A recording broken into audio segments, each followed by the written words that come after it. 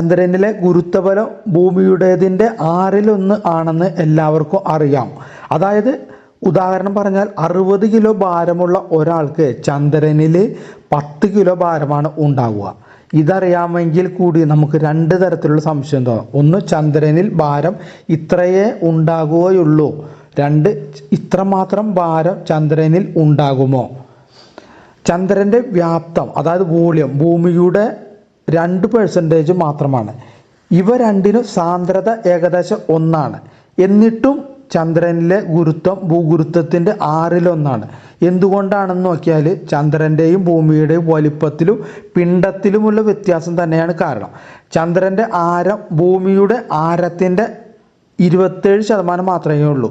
അതുപോലെ ചന്ദ്രൻ്റെ പിണ്ഡം ഭൂമിയുടെ 81 മാത്രമേ ഉള്ളൂ. ന്യൂട്ടൻ്റെ നിയമം അനുസരിച്ച് ഒരു വസ്തുവിൻ്റെ ഗുരുത്വാകർഷണ ബലം അതിൻ്റെ പിണ്ഡത്തെയും ആരത്തെയുമാണ് ആശ്രയിച്ചിരിക്കുന്നത്. ഇത് പ്രകാരം ചന്ദ്രൻ്റെ ഗുരുത്വാകർഷണ ബലം ഭൂമിയുടേതിൻ്റെ 1/6 നമുക്ക് മനസ്സിലാക്കാം. ന്യൂട്ടൻ്റെ നിയമം അനുസരിച്ച് ഒരു വസ്തുവിൻ്റെ ഗുരുത്വാകർഷണ ബലം അതിൻ്റെ പിണ്ഡത്തെയും ആരത്തെയുമാണ് ആശ്രയിക്കുന്നത്.